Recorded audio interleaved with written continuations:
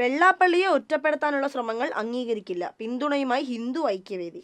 സത്യം പറഞ്ഞതിൻ്റെ പേരിൽ ആരും ക്രൂശിക്കപ്പെടരുതെന്നുള്ളത് കൊണ്ടാണ് ഹൈന്ദവ വേദിയുടെ അവിഭാജ്യ ഘടകമായ വെള്ളാപ്പള്ളിക്ക് ശക്തമായ പിന്തുണയുമായി വാർത്താസമ്മേളനം നടത്തുന്നതെന്ന് പറയുന്നത് ഹിന്ദു ഐക്യവേദിയുടെയും BJPയുടെയും ഔദ്യോഗിക വശം ശശികല.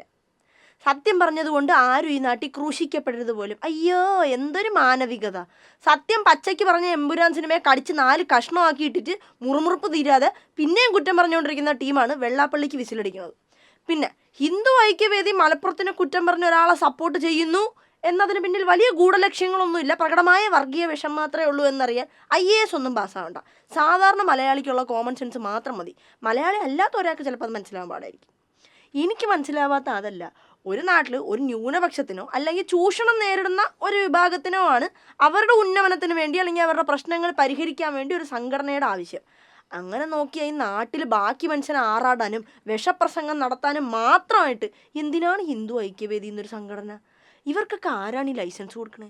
എല്ലില്ലാത്ത നാക്കുമായിട്ട് ഇറങ്ങിയിടന്ന് നാട് നീളെ ആളുകളെ തമ്മിലടുപ്പിക്കാനുള്ള ശ്രമം നടത്താൻ വേണ്ടി മാത്രം ഒരു സംഘടന.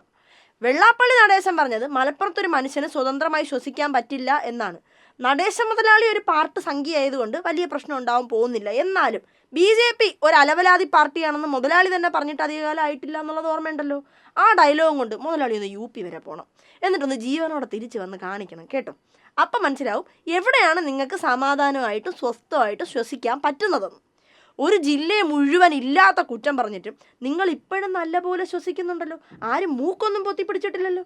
അത് മുതലാളി കേരളത്തിലായതുകൊണ്ടും നിങ്ങൾ പറഞ്ഞതിൽ നിന്ന് എക്സാക്റ്റ് ഓപ്പോസിറ്റാണ് മലപ്പുറത്തുള്ള മനുഷ്യർ എന്ന ഗുണം അവർക്കുള്ളത് കൊണ്ടുമാണ്.